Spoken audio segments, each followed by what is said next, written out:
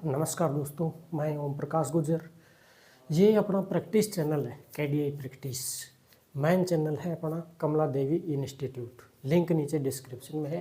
यहाँ केवल प्रैक्टिस करते रहते हैं। देखिए, आज हम पढ़ेंगे राजस्थान का भूगोल। राजस्थान के भूगोल में पहला चैप्टर चलेगा स्थिति और विस्तार के बारे में। उसमें हम 4 पॉइंट कवर करेंगे इस वीडियो में। नामावली देखेंगे, प्राचीन नाम क्या रहे हैं, राजस्थान नाम कब कैसे पड़ा इसको देखेंगे। अवस्थिति और विस्तार यानी कि विश्व ग्लोब के ऊपर कहाँ पर है, एशिया में कहाँ है, भारत के अंदर कहाँ पर है, उसके बारे में देखेंगे। फिर देखेंगे अंतिम बिंदु ऊपर से, यानी गंगानगर में कौन सा गांव है लास्ट राजस्थान का। उसके बाद राजस्थान की सीमा समाप्त हो जाती है। फिर नीचे दक्षिण में देखेंगे, पूर्व दिशा में देखेंगे और पश्चिम दिशा में देखेंगे। कर्क रेखा के बारे में हम जानेंगे। इसमें डूंगरपुर बांसवाड़ा से गुजरती है कर्क रेखा, उसके बारे में हम पूरी पढ़ेंगे इसमें। तो शुरू करते हैं आज का ये सेशन।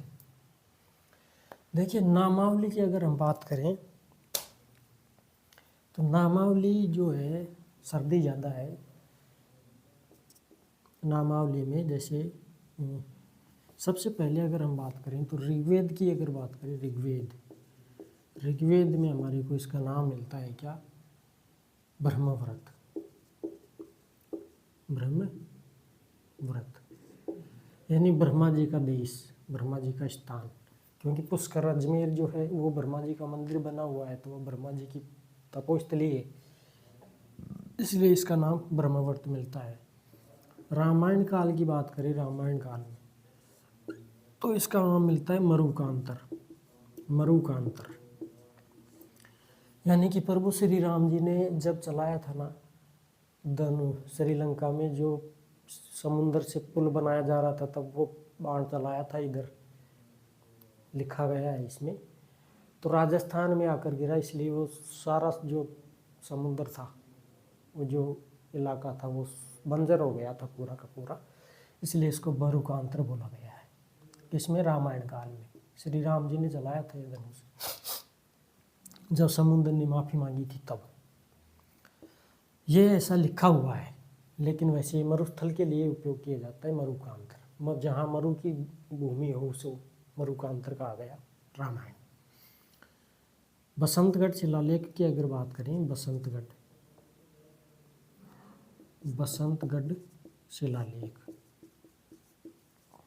की अगर हम बात करें, 625 का है। इसमें नाम मिलता है राजस्थानियादित्य,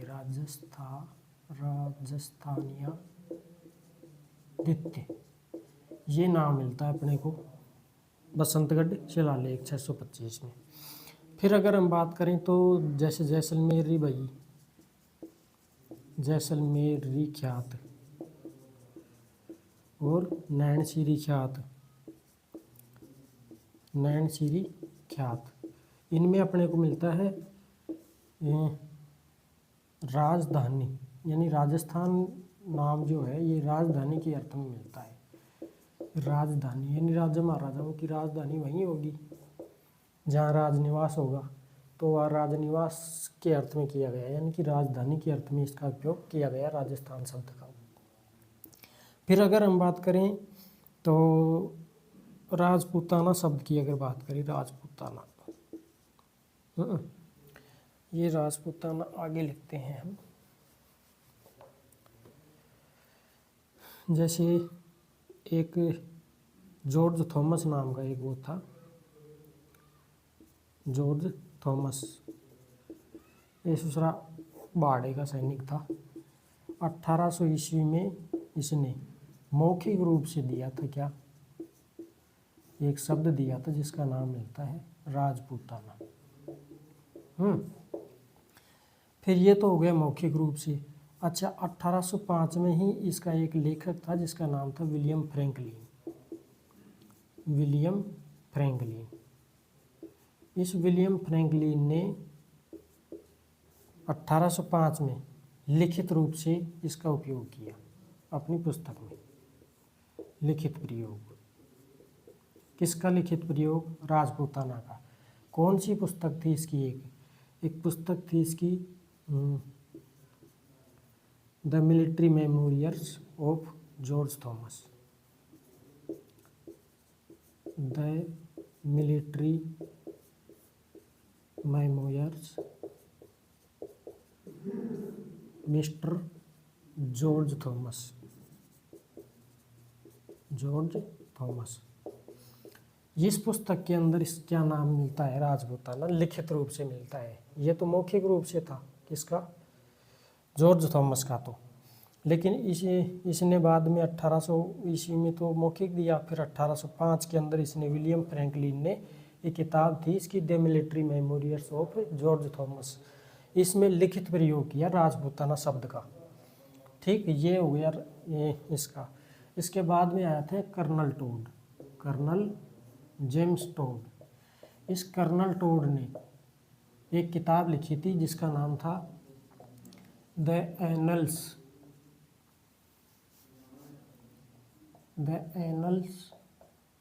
and antiquities of Rajasthan, antiquities of the annals and antiquities of Rajasthan. इस किताब का दूसरा नाम अगर बोलें तो ये है the central and western Rajput state of India. ये किताब है, इसका दूसरा नाम है इसी का। ये कब लिखी गई थी, 1829 में। इस किताब में कौन से शब्द का प्रयोग किया गया, राजस्थान शब्द का, राजस्थान शब्द का उपयोग किया गया है। इसके अलावा अगर हम बात करें तो इसने एक नाम और दिया था, रजवाड़ा और रायथन। रजवाड़ा और रायथन जो शब्द है, इस रजवाड़ा रायथन शब्द का प्रयोग किसके आधार पर किया था इसने, पुरानी बहियों के आधार पर। जो पुरानी बहियाँ थी ना, बही पुरानी बहियों के आधार पर। बही क्या होती है,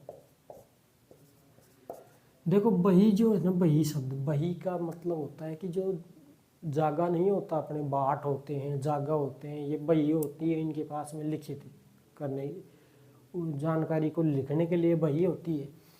उस बही के अंदर ये शब्द मिलता है क्या, रजवाड़ा और रायथान। तो इस बहियों के आधार पर इसने कर्नल टोड ने इसका नाम क्या दिया था, रजवाड़ा और रायथान नाम दिया था। और इसके अलावा अगर हम बात करें तो 30 मार्च 1949 को राजस्थान एकीकरण का चौथा चरण हुआ था। यानी कि राजस्थान को एक किया जा रहा था, 7 चरण लग गए थे एक करने में। तो राजस्थान का जो एकीकरण हुआ तो उसका चौथा चरण चला, चतुर्थ चरण। इस चतुर्थ चरण के अंदर इसका नाम क्या मिलता है, वृहद राजस्थान, वृहद राजस्थान। इस वृहद राजस्थान का नाम मिलता है कि जयपुर के अंदर एक सभा हो रही थी, उसमें सरदार वल्लभ भाई पटेल आए थे जयपुर में, और वहाँ दरबार चल रहा था। तो उस दरबार के अंदर इकट्ठे होकर के बोले भाई बोल नाम के रखा, धर लिया जचे जो थारे। अब कई कुटाट भी साउन बीच में, बोले ना यार हम या रखांगा ऐसे। तो उसका अंतिम फैसला किया गया पटेल द्वारा कि भाई इसका नाम क्या रखो, वृहद राजस्थान रखो। ठीक, तो ये 30 मार्च को, फिर इसी को 26 जनवरी 1950 को जब संविधान लागू किया गया तो क्या नाम अधिनियमित हुआ, संविधान में इसका राजस्थान शब्द लागू किया गया। राजस्थान शब्द क्या हो गया, लागू हो गया। फिर 1 नवंबर 1956 को राजस्थान का क्या हो गया, एकीकरण ना। राजस्थान का वर्तमान स्वरूप सामने आया। वर्तमान स्वरूप का मतलब क्या होता है, वर्तमान स्वरूप का मतलब होता है कि अब वर्तमान में जो राजस्थान दिख रहे हैं ना, अब दिख रहा है ना, ये 41 जिले हो गए। पहले 33 जिले थे। उसके पहले सबसे पहले 1 नवंबर 1956 को 26 ही जिले थे। 26वां उसी दिन बना था। अजमेर और मेरवाड़ा को मिला करके 26वां जिला अजमेर को बनाया गया था। कब? इस दिन 1 नवंबर 1956 को। तब 26 जिले बने थे। उसको हम डिटेल से पूरा पढ़ेंगे इसके अंदर। तो ये कुल ऐसे इसकी नामावली क्या होती है, समाप्त होती है। नहीं, अभी समाप्त नहीं होती है। अभी इसके प्राचीन नाम देखते हैं। ये क्षेत्र विशेष में नाम है, ये तो पूरा राजस्थान का नाम है। फिर क्षेत्र विशेष के नाम को हम देखते हैं कि कौन कौन से नाम पड़े हैं क्षेत्र विशेष। जैसे जैसलमेर का क्या नाम था, सिरोही का क्या नाम था, ये सब चलेंगे उसमें। उसको देख लेते हैं हम। बुझाड़ नहीं सुनाई है।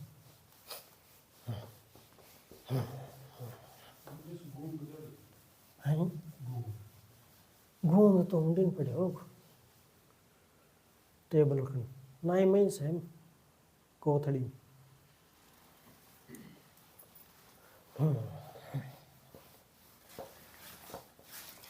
तो कोथड़ी क्या होती है? हम कोथड़ी को हम पढ़ेंगे। कोथड़ी क्या होती है? ये कोथड़ी, कोथड़ी ये अड़ा है, अड़ा ऐसे लिखा जाता है। जो कोथड़ी होती है ना, ये कोथड़ी कोई मर जाता है ना, जब उसके वो फूल डाल करके उसको गंगा जी में ले जाते हैं ना, वो लाल लाल, उसको बोलते हैं कोथड़ी। ठीक है, तो ये कोथड़ी की वैसे जोड़ा साग है, उसको बोले हैं अभी। तो जैसे देखो, ये अभी दिखाता हूँ मैं आपको। ये है कोथड़ी। ये कोथड़ी नहीं है, ये तो जोड़ा है। ठीक है। हाँ, कोथड़ी कला संस्कृति में पढ़ेंगे हम।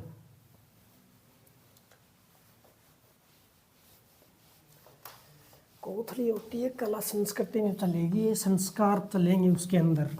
कोथड़ी के अंदर संस्कार पढ़ेंगे कोथड़ी में ही।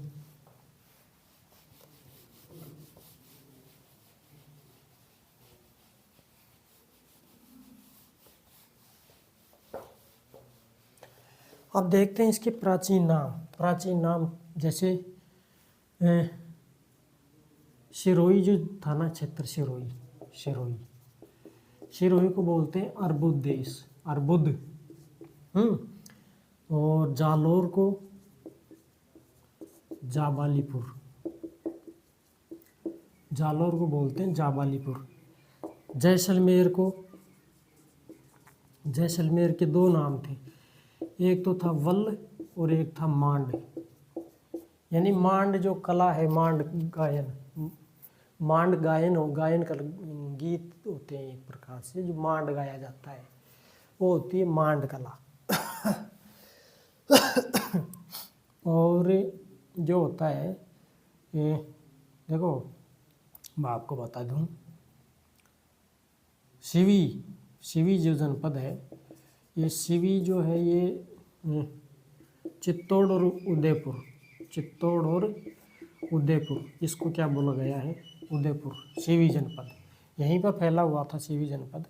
इसके अलावा मेवाड़ का जो क्षेत्र है, ये इसको सिवी बोलते हैं, इसको मेवाड़ भी बोलते हैं। बताइए क्या बोलते हैं? सिवी और मेवाड़। मेवाड़ को प्रागवाट और मेदपाट भी बोला गया है। ठीक है, तो ये है क्या? मेवाड़ के अन्य नाम, इसको हम पढ़ेंगे। फिर जैसे आप उधर जाएंगे, जोधपुर साइड में जाएंगे, तो जोधपुर को क्या बोला गया है? जोधपुर को बोला गया है मारू देश, मारू देश। मारू देश, आपने एक कहावत सुनी होगी कि मरवण थारे देश में उपजे तीन रतन, एक डोला दूजी मरवण तीजो कसुमल रंग। ये होता है अपना जो कथन होता है राजस्थान का, यानी कि रंग रंगीला राजस्थान के बारे में इसको कहा गया है। तो और इसके अलावा अगर हम बात करें तो जैसे ये क्षेत्र है राजस्थान का, ये क्षेत्र है, ये वाला क्षेत्र, तो ये राजस्थान का जो क्षेत्र है, तो ये वाला जो क्षेत्र है ना, ये इधर ज़्यादा नीचे हो गया, ये गंगानगर हो गया, यहाँ हनुमानगढ़ हो गए, चूरू हो गया, झुंझुनू हो गया है। तो इसके अंदर जो इलाका है ये इसको बोला जाता है बागड़। बागड़ बै बकरा, बै बकरा, तो बागड़ बकरा है। इसमें आ जाएगा नौहर हनुमानगढ़ का, भादरा ये भी हनुमानगढ़ की है, और कन्ना पिलानी ये झुंझुनू के हैं, कन्ना क्षेत्र, कन्ना क्षेत्र। न है ये, न नाना जी, न कन्ना हो गई, पिलानी हो गई, नरहड़ हो गया, नरहड़ क्षेत्र झुंझुनू का। तो ये कन्ना जो क्षेत्र है ये तो ऊपर ही आएगा, चूरू में पड़ता है ये कन्ना क्षेत्र। कन्ना, कन्ना हो गया, और फिर अभी क्या बताया, पिलानी, पिलानी और नरहड़, ये क्षेत्र क्या कहलाते हैं, बागड़ कहलाते हैं, बागड़। तो ये बागड़ हो गए।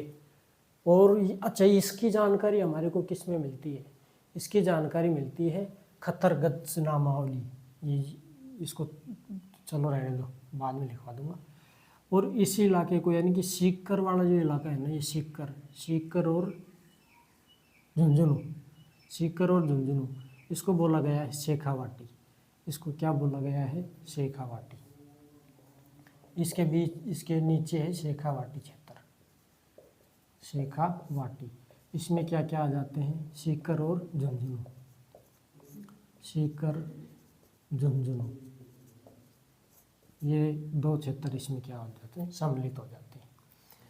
शेखावाटी के अंदर ही नीम का थाना का जो क्षेत्र है उसको बोला जाता है तोरावाटी।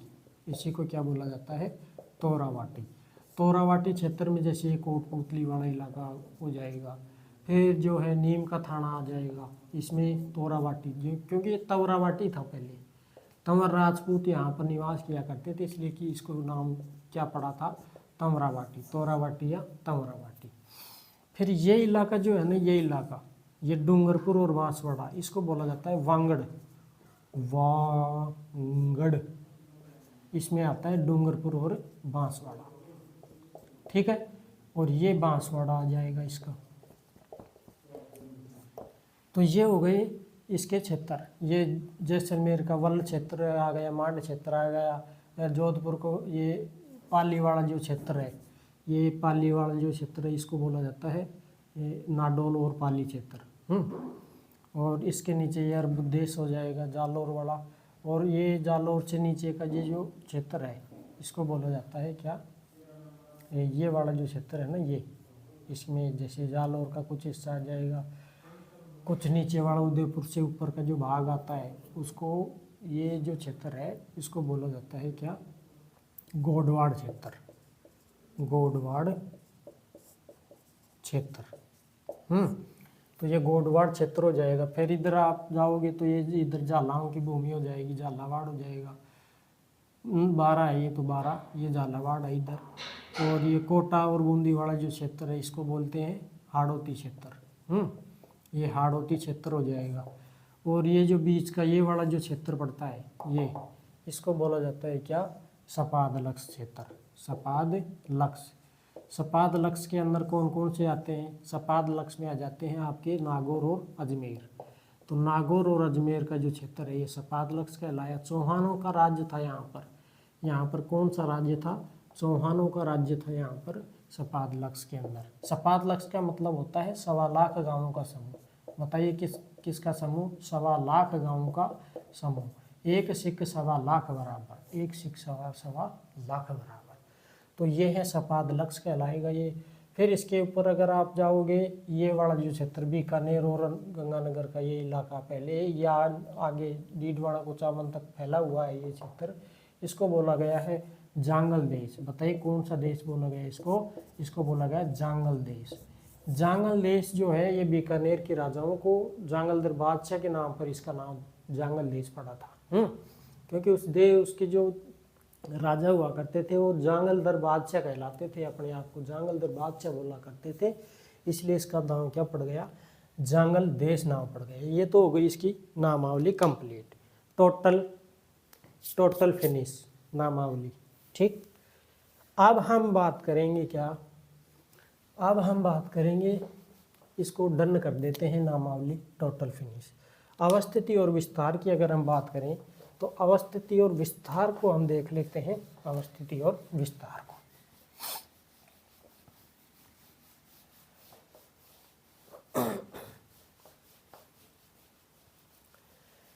यार बुझाड़ देते हैं इसको।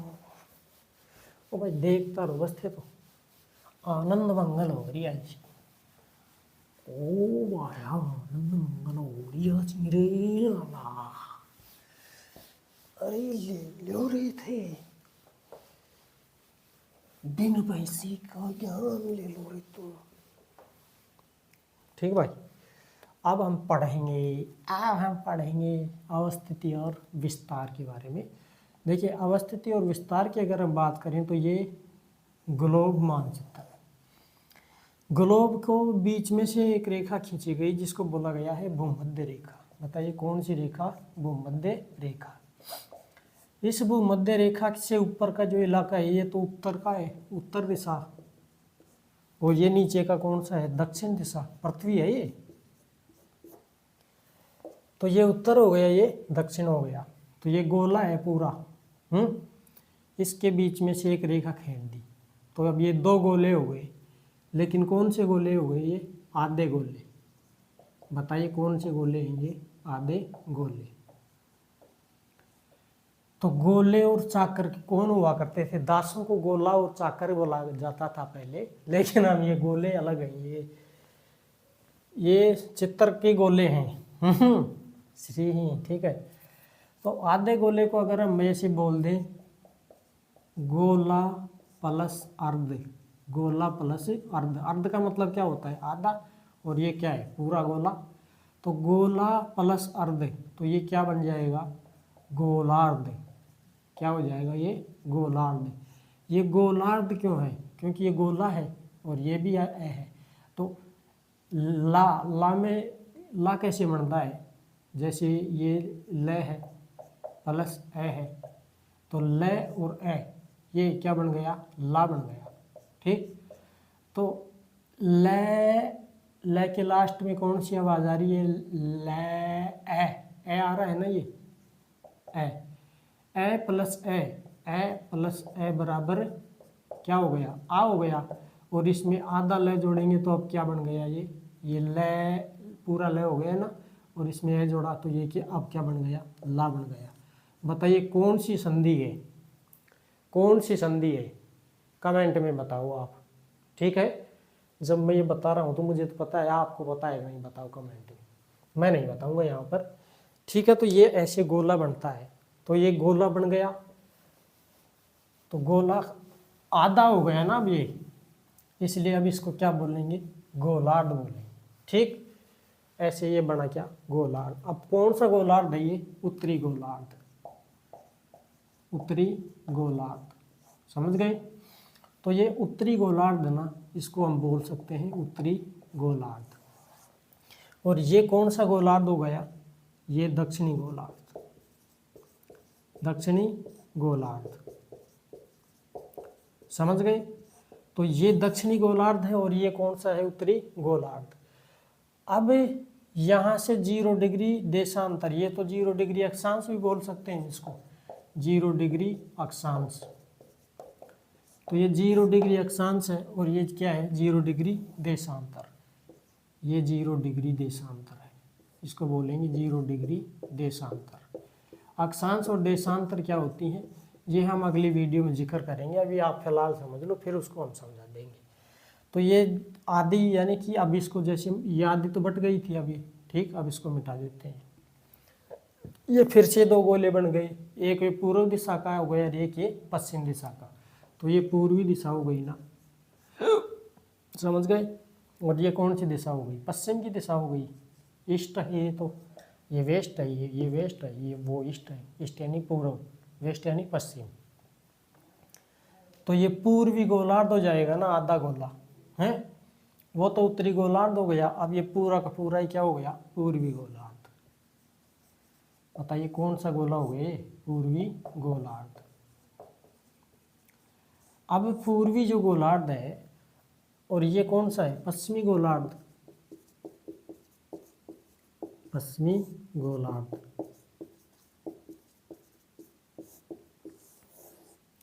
ठीक है। तो वो पूर्वी गोलार्ध और ये पश्चिमी गोलार्ध, वो उत्तरी और ये दक्षिणी। तो अब बताओ ये ऐसे खिंचेगी, ये तो खिंचे तो गई भूमध्य रेखा तो रहेगी ना। तो अब ये कौन सा हो गया, उत्तर और पूर्व। तो उत्तरी पूर्वी क्या है, ये वाला इलाका उत्तरी पूर्वी गोलार्ध। जब ये 0 डिग्री इधर है तो राजस्थान जो अब पढ़ रहे हैं ना, राजस्थान पढ़ रहे हैं, वो तो ऊपर 23.5 डिग्री से शुरू होगा ना, उसकी कर्क रेखा ऊपर से गुजरेगी 23.5 डिग्री ये है। अब ये 23.5 डिग्री के ऊपर है ना, कर्क रेखा है कि नहीं ये बताओ तुम। अब ये कर्क रेखा है तो राजस्थान के डूंगरपुर बांसवाड़ा से जाएगी कि नहीं है भाई। अरे डूंगरपुर बांसवाड़ा से गई कि नहीं गई है, भी गई ना। ये डूंगरपुर बांसवाड़ा से क्रॉस करेगी तो डूंगरपुर बांसवाड़ा कहाँ पर है, राजस्थान में। हो गया ना, ये राजस्थान में हुआ कि नहीं।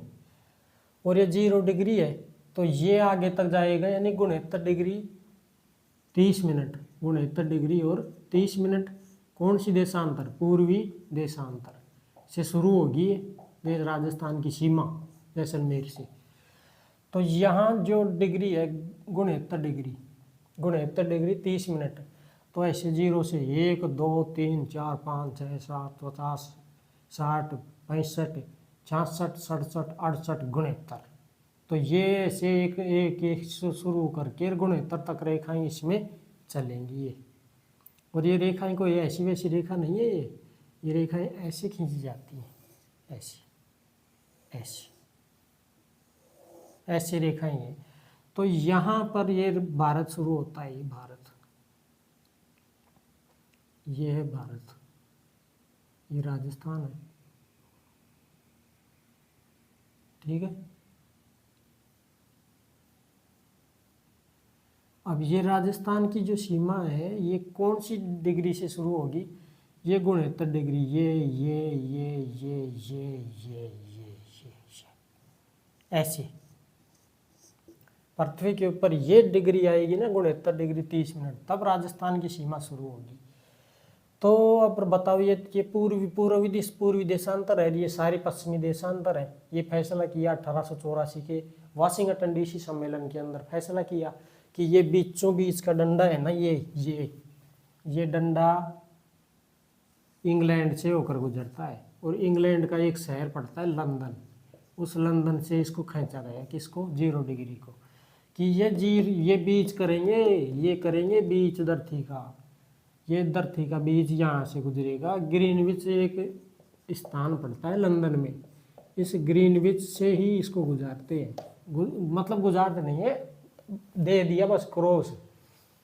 बाद में पता चला वो तो यार ये तो ये कोई प्रसिद्ध स्थान है, लेबोरेटरी थी एक, उससे गुजर गई, और यार लेबोरेटरी की बीचों बीच से गुजर गई क्या ये। अब ये जो है लंदन में, तो ये यहाँ 0 डिग्री रहेगी, यानी कि यहाँ 12 बजेंगे फिक्स। अब इन दोनों के बीच में 4 मिनट का अंतर होता है, बताओ कितने मिनट का अंतर होगा, ये 4 मिनट का। और ये दोनों के बीच में 4 मिनट का अंतर होगा, दोनों रेखाओं के बीच में। तो ऐसे करते करते करते करते करते करते 69 तक पहुँचे। तो बताओ जैसलमेर के सम तहसील में कितने बजेंगे, अब लगाओ हिसाब, 69 गुणा 4, 9 चौक 36, 6 चौक भाई 6 चौक 24, 25 26 27, यानी 276 मिनट हो गई ना, ये मिनट ही है, 4 मिनट। इसको 69 यानी कि 69 रेखा से गुणा कर रहे हैं, एक में 2 के बीच में 4 मिनट है, तो 69 तक जाएंगे तो भारत में कितना टाइम होगा, यहाँ 12 बजेंगे तो 276 मिनट हो गए ना। अभी इसको मिनट को घंटे में बदलेंगे तो 60 से भाग देना पड़ेगा ना 60 से, तो 6 का भाग देंगे, 6 चौक 24, 6 चौक 24, 7 में से 4 गए तो 3, और 6 छिंगा 36, 6 छिंगा 36, तो 4 घंटे और 36 मिनट। तो ये तो हो गए फिक्स 69 डिग्री 30 मिनट। अब जब ये 4:36 हो गए ना, 4 मिनट और 36 सेकेंड, तो 30 मिनट और जोड़, तो तो ये 30 मिनट और जोड़ दिए। अब कितने हो गए, 5 घंटे हो गए पूरे। तो यानी कि जैसलमेर जाएंगे ना, जैसलमेर तक जाएंगे तो कितने घंटे लगेंगे, 5 घंटे। यानी कि यहाँ 12 बज रहे हैं तो जैसलमेर में जैसलमेर में कितने बज रहे होंगे, 5 बज रहे होंगे, शाम के कि या सुबह के या शाम के, जो भी है। तो 5 बज रहे होंगे, तो यानी कि 5 घंटे का समय है जैसलमेर तक। तो क्या भारत में 5 बज रहे होंगे क्या, ना, क्योंकि और भी आगे एक रेखा और उसको समय मानक समय रेखा माना गया है कि भाई पूरे भारत में, यानी कि पूरा भारत असम अरुणाचल प्रदेश से लेकर के इधर जैसलमेर गुजरात तक पूरे भारत का एक ही टाइम रहेगा। इससे दिक्कत नहीं होगी। अब दिक्कत तो उधर पूर्व वालों को होगी, वो 5 बजे वहाँ सूर्य उग जाता है और जैसलमेर में आते आते उनको जो है 6:30 बज जाते हैं, 1.5 घंटा लग जाएगी। तो समझ गए ना आप। तो ये नहीं है कि समय रखा गया, तो ये कितनी मानक समय रेखा को रखा गया, 82.5 डिग्री को, 82.5 डिग्री को। अब देंगे हम, अब गुणा करेंगे किससे, 4 मिनट से। तो बताओ 82 को 4 से गुणा करो, 4 दूनी 8 और 8 चौक 32, 328 मिनट हो गई। अब इसको 60 से गुणा कर भाग देंगे घंटा में कन्वर्ट करने के लिए। तो 6 चौक 24 और 6 पंजो 30, कितने बचे, 2 और 6 चौक 24, यानी कि ये 6 पंजो 30 हो, 5 हो गए ना, और 6 चौक 24।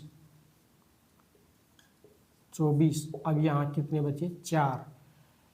तो ये हो गया, ये 0 ले लेते हैं, यहाँ भी 0 ले लेंगे, नहीं तो ये 4 मिनट, ये 5 घंटा, 5.4 घंटे,